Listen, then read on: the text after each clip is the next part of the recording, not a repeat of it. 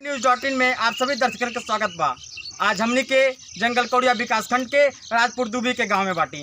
यहाँ नेपाल से आवेली नदी ये गांव के काटतिया कटान हो चुकल बा। कई घर नदी में विलीन हो गईल बा, कई पेड़ गिर गईल बा, कई जनी का मकान गिर गईल बा।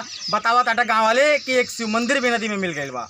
हमनी के कई जनी से बात कैली है कि उनका घर कैसे गिरल है, कब गिरल है। अब आपके दिखावल जी आगे कि ये नदी कितना कहर मचावत बाई।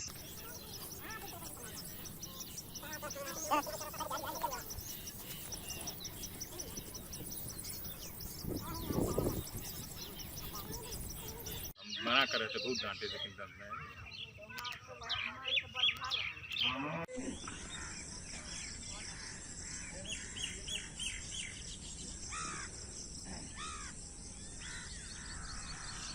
इनकर घर गिर गईल बा, इनकर कई सामान नदी में डूब गईल बा। इनसे जानल जाए कि ये बाढ़ इनकर कितना नुकसान कैले बा। हमार घर जो है नदी में गिर गई है, जो बाढ़ के कटान में जो है जिसमें काफ़ी संपत्ति के नुकसान भइल बा। जिसमें मान के चलल जाता है हमार 4 कमरा घर रहल है जो पूरा नदी में गिर गई बा। और 4 कमरा अब प्लस जो है इधर आपका टीन सेट भी रखे थे, वो भी गिर गया नदी में, जिसके कारण इसमें राशन वगैरह रखा था वो भी नदी के बहाव में चला गया। और हमारे पास रहने की कोई सुविधा नहीं है। और माननीय मुख्यमंत्री जी से हम निवेदन करते हैं कि हमको किसी तरह कहीं पे ज़मीन वगैरह दिला दे, जिससे हम अपनी गुजारा कर सके।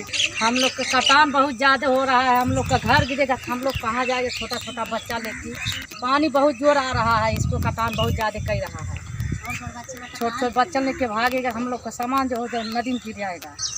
पूरा घर गिर गई, ईटा उटा बहुत चल गया, 5-6 पेड़ रहल वो चल गया, भूसा जौन भी रहल थोड़ा बहुत सामान निकाल गए और बाकी चल गए नदी में।